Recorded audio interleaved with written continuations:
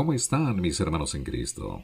Hoy es el 18 de enero y en este día le pedimos al Señor que nos oriente hacia la luz del conocimiento y la sabiduría de su sagrada palabra. Yo soy Manuel. Mis hermanos, miremos a nuestro alrededor. Seguramente hay cosas frívolas que nos roban del tiempo valioso que debemos dedicar a nuestro crecimiento espiritual. Esperamos que ustedes nos incluyan, que incluyan entre sus actividades espirituales el escuchar la Biblia diariamente. Estamos a sus órdenes todos los días en este ministerio que se origina desde Houston, Texas, para el mundo hispanoparlante. Y ahora pasemos al libro de Génesis en el Antiguo Testamento, el capítulo 37 y 38 al versículo 30. En el Nuevo Testamento, el libro de Mateo, capítulo 12, versículo 22 al 45, Salmos 16 del 1 al 11 y Proverbios 3 del 27 al 32, de la Biblia de las Américas. José y sus hermanos. Y Jacob habitó en la tierra donde había peregrinado su padre, en la tierra de Canaán. Esta es la historia de las generaciones de Jacob. José, cuando tenía 17 años, apacentaba el rebaño con sus hermanos. El joven estaba con los hijos de Bila y con los hijos de Silpa, mujeres de su padre. Y José trajo a su padre malos informes sobre ellos. Y amaba Israel a José más que a todos sus hijos, porque era para él el hijo de su vejez, y le hizo una túnica de muchos colores. Y vieron sus hermanos que su padre lo amaba más que a todos sus hermanos, por eso lo odiaban, y no podían hablarle amistosamente. Y José tuvo un sueño, y cuando lo contó a sus hermanos, ellos lo odiaron aún más. Y él les dijo: Os ruego que escuchéis este sueño que he tenido. He aquí, estábamos atando gavillas en medio del campo, y he aquí que mi gavilla se levantó y se puso derecha, y entonces vuestras gavillas se ponían alrededor y se inclinaban hacia mi gavilla. Y sus hermanos le dijeron: ¿Acaso reinarás sobre nosotros? ¿Acaso te enseñorearás sobre nosotros? Y lo odiaron aún más por causa de sus sueños y de sus palabras. Tuvo aún otro sueño, y lo contó a sus hermanos diciendo: He aquí, he tenido aún otro sueño, y he aquí el sol, la luna y 11 estrellas se inclinaban ante mí. Y él lo contó a su padre y a sus hermanos, y su padre lo reprendió y le dijo: ¿Qué es este sueño que has tenido? ¿Acaso yo, tu madre y tus hermanos vendremos a inclinarnos hasta el suelo ante ti? Y sus hermanos le tenían envidia, pero su padre reflexionaba sobre lo dicho. Después sus hermanos fueron a apacentar el rebaño de su padre en Siquem. E Israel dijo a José: ¿No están tus hermanos apacentando el rebaño en Siquem? Ven, y te enviaré a ellos. Y él le dijo: Iré. Entonces Israel le dijo: Ve ahora y mira cómo están tus hermanos y cómo está el rebaño, y tráeme noticias de ellos. Lo envió pues desde el valle de Hebrón, y José fue a Siquem. Y estando él dando vueltas por el campo, un hombre lo encontró, y el hombre le preguntó diciendo: ¿Qué buscas? Y él respondió: Busco a mis hermanos, te ruego que me informes dónde están apacentando el rebaño. Y el hombre respondió: Se han ido de aquí, pues yo los oí decir: Vamos a Dotán. Entonces José fue tras sus hermanos, y los encontró en Dotán. Cuando ellos lo vieron de lejos, y antes que se les acercara, tramaron contra él para matarlo. Y se dijeron unos a otros: Aquí viene el soñador. Ahora pues, venid, matémoslo y arrojémoslo a uno de los pozos, y diremos: Una fiera lo devoró. Entonces veremos en qué quedan sus sueños. Pero Rubén oyó esto y lo libró de sus manos y dijo: No le quitemos la vida. Rubén les dijo además: No derraméis sangre, echadlo en este pozo del desierto, pero no le pongáis la mano encima. Esto dijo para poder librarlo de las manos de ellos y volverlo a su padre. Y sucedió que cuando José llegó a sus hermanos, despojaron a José de su túnica, la túnica de muchos colores que llevaba puesta, y lo tomaron y lo echaron en el pozo, y el pozo estaba vacío, no había agua en él. Entonces se sentaron a comer, y cuando levantaron los ojos y miraron, he aquí, una caravana de ismaelitas venía de Galaad, con sus camellos cargados de resina aromática, bálsamo y mirra, que iban bajando hacia Egipto. Y Judá dijo a sus hermanos: ¿Qué ganaremos con matar a nuestro hermano y ocultar su sangre? Venid y vendámoslo a los ismaelitas, y no pongamos las manos sobre él, pues es nuestro hermano, carne nuestra. Y sus hermanos le hicieron caso. Pasaron entonces unos mercaderes madianitas, y ellos sacaron a José, subiéndolo del pozo, y vendieron a José a los ismaelitas por 20 piezas de plata, y éstos llevaron a José a Egipto. Cuando Rubén volvió al pozo, he aquí, José no estaba en el pozo. Entonces rasgó sus vestidos, y volvió a sus hermanos y les dijo: el muchacho no está allí, y yo, ¿a dónde iré? Entonces tomaron la túnica de José y mataron un macho cabrío y empaparon la túnica en la sangre. Y enviaron la túnica de muchos colores y la llevaron a su padre. Y dijeron: encontramos esto, te rogamos que lo examines para ver si es la túnica de tu hijo o no. Él la examinó y dijo: es la túnica de mi hijo. Una fiera lo ha devorado, sin duda José ha sido despedazado. Y Jacob rasgó sus vestidos, puso cilicio sobre sus lomos, y estuvo de duelo por su hijo muchos días. Y todos sus hijos y todas sus hijas vinieron para consolarlo, pero él rehusó ser consolado, y dijo: ciertamente enlutado bajaré al Seol por causa de mi hijo. Y su padre lloró por él. Mientras tanto, los madianitas lo vendieron en Egipto a Potifar, oficial de Faraón, capitán de la guardia. Sucedió por aquel tiempo que Judá se separó de sus hermanos y visitó a un adulamita llamado Hira. Y allí vio Judá a la hija de un cananeo llamado Súa. La tomó y se llegó a ella. Ella concibió y dio a luz un hijo y le puso por nombre Concibió otra vez y dio a luz un hijo y le puso por nombre Onán. Aún dio a luz a otro hijo y le puso por nombre Sela, y fue en Kesib que lo dio a luz. Entonces Judá tomó mujer para su primogénito, la cual se llamaba Tamar. Pero primogénito de Judá, era malvado ante los ojos del Señor, y el Señor le quitó la vida. Entonces Judá dijo a Onán: llégate a la mujer de tu hermano, y cumple con ella tu deber como cuñado, y levanta descendencia a tu hermano. Y Onán sabía que la descendencia no sería suya, y acontecía que cuando se llegaba a la mujer de su hermano, derramaba su semen en tierra para no dar descendencia a su hermano. Pero lo que hacía era malo ante los ojos del Señor, y también a él le quitó la vida.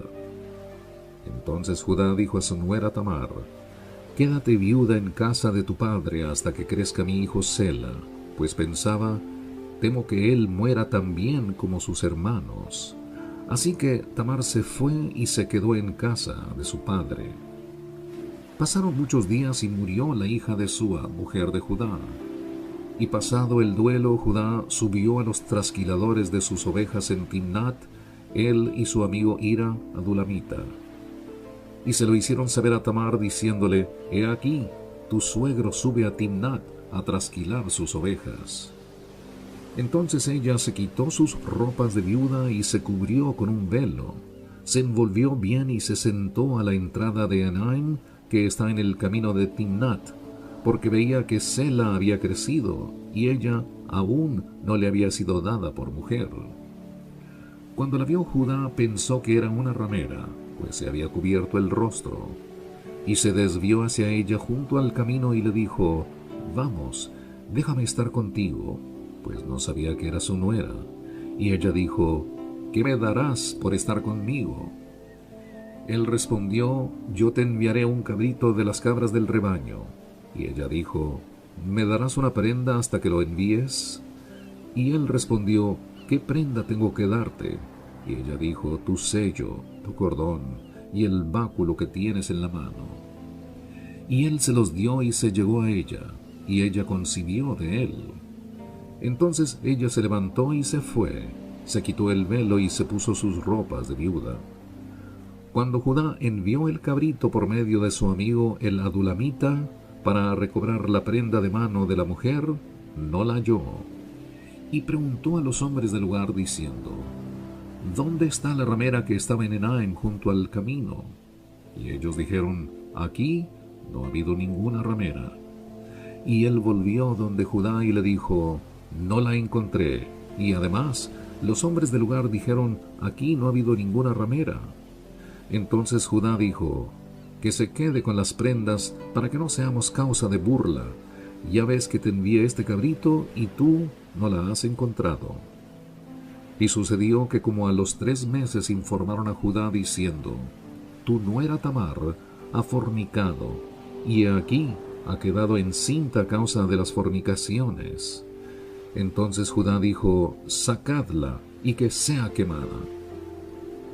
Y aconteció que cuando la sacaban, ella envió a decir a su suegro: Del hombre a quien pertenecen estas cosas estoy encinta. Y añadió: Te ruego que examines y veas de quién es este sello, este cordón y este báculo.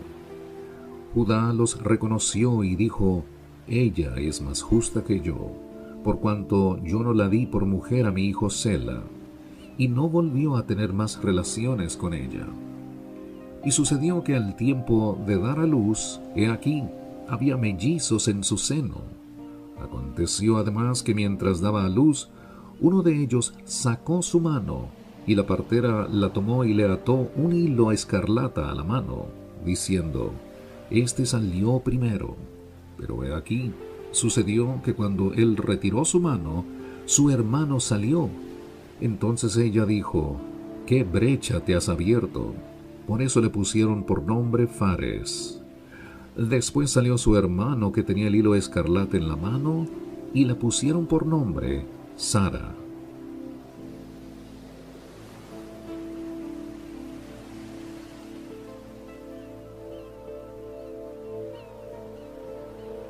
En el Nuevo Testamento, el libro de Mateo, capítulo 12, versículo 22 al 45.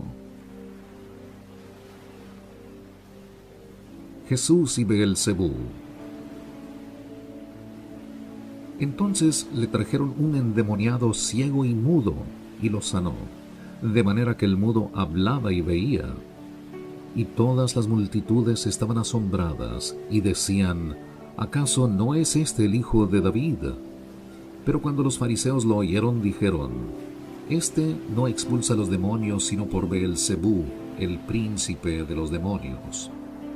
Y conociendo Jesús sus pensamientos, les dijo: Todo reino dividido contra sí mismo es asolado, y toda ciudad o casa dividida contra sí misma no se mantendrá en pie. Y si Satanás expulsa a Satanás, está dividido contra sí mismo. ¿Cómo puede entonces mantenerse en pie su reino? Y si yo expulso los demonios por Beelzebú, ¿por quién los expulsan vuestros hijos? Por tanto, ellos serán vuestros jueces. Pero si yo expulso los demonios por el Espíritu de Dios, entonces el reino de Dios ha llegado a vosotros. ¿O cómo puede alguien entrar en la casa de un hombre fuerte y saquear sus bienes si primero no lo ata? Y entonces saqueará su casa. El que no está conmigo está contra mí, y el que no recoge conmigo desparrama. Por eso os digo, todo pecado y blasfemia será perdonado a los hombres, pero la blasfemia contra el Espíritu no será perdonada. Y a cualquiera que diga una palabra contra el Hijo del Hombre, se le perdonará. Pero al que hable contra el Espíritu Santo, no se le perdonará ni en este siglo ni en el venidero. O haced bueno el árbol y bueno su fruto, o haced malo el árbol y malo su fruto, porque por el fruto se conoce el árbol. Camada de víboras, ¿cómo podéis hablar cosas buenas siendo malos? Porque de la abundancia del corazón habla la boca. El hombre bueno de su buen tesoro saca cosas buenas, y el hombre malo de su mal tesoro saca cosas malas. Y yo os digo que de toda palabra vana que hablen los hombres darán cuenta de ella en el día del juicio. Porque por tus palabras serás justificado, y por tus palabras serás condenado. Entonces le respondieron algunos de los escribas y fariseos diciendo: Maestro, queremos ver una señal de parte tuya. Pero respondiendo él les dijo: Una generación perversa y adúltera demanda señal, y ninguna señal se le dará, sino la señal de Jonás el profeta. Porque como estuvo Jonás en el vientre del monstruo marino 3 días y 3 noches, así estará el Hijo del Hombre 3 días y 3 noches en el corazón de la tierra. Los hombres de Nínive se levantarán con esta generación en el juicio y la condenarán, porque ellos se arrepintieron con la predicción de Jonás. Y mirad, algo más grande que Jonás está aquí. La reina del sur se levantará con esta generación en el juicio y la condenará, porque ella vino desde los confines de la tierra para oír la sabiduría de Salomón. Y mirad, algo más grande que Salomón está aquí. Cuando el espíritu inmundo sale del hombre, pasa por lugares áridos buscando descanso, y no lo halla. Entonces dice: volveré a mi casa de donde salí, y cuando llega, la encuentra desocupada, barrida y arreglada. Va entonces y toma consigo otros 7 espíritus más depravados que él, y entrando moran allí. Y el estado final de aquel hombre resulta peor que el primero. Así será también con esta generación perversa. Salmos 16 del 1 al 11. Protégeme, oh Dios, pues en ti me refugio. Yo dije al Señor: tú eres mi Señor, ningún bien tengo fuera de ti. En cuanto a los santos que están en la tierra, ellos son los nobles en quienes está toda mi delicia. Se multiplicarán las aflicciones de aquellos que han corrido tras otro Dios. No derramaré yo sus libaciones de sangre, ni sus nombres pronunciarán mis labios. El Señor es la porción de mi herencia y de mi copa. Tú sustentas mi suerte. Las cuerdas cayeron para mí en lugares agradables. En verdad mi herencia es hermosa para mí. Bendeciré al Señor que me aconseja. En verdad en las noches mi corazón me instruye. Al Señor he puesto continuamente delante de mí, porque está a mi diestra, permaneceré firme. Por tanto mi corazón se alegra, y mi alma se regocija, también mi carne morará segura. Pues tú no abandonarás mi alma en el Seol, ni permitirás a tu santo ver corrupción. Me darás a conocer la senda de la vida. En tu presencia hay plenitud de gozo, en tu diestra deleites para siempre. Proverbios 3 del 27 al 32. No niegues el bien a quien se le debe, cuando esté en tu mano el hacerlo. No digas a tu prójimo: ve y vuelve, y mañana te lo daré, cuando lo tienes contigo. No trames el mal contra tu prójimo, mientras habite seguro a tu lado. No contiendas con nadie sin motivo si no te ha hecho daño. No envidies al hombre violento, ni escojas ninguno de sus caminos, porque el hombre perverso es abominación para el Señor, pero Él es amigo íntimo de los rectos. Mis hermanos, digamos sí a Cristo y no a Satanás. El devorador trata de acabar con nosotros, pero por la gracia de Dios y su Hijo Jesucristo, resultaremos victoriosos. Les habló Manuel. Nos escucharemos mañana si el Señor lo permite. Hasta entonces, que Dios le bendiga con vida, salud y amor.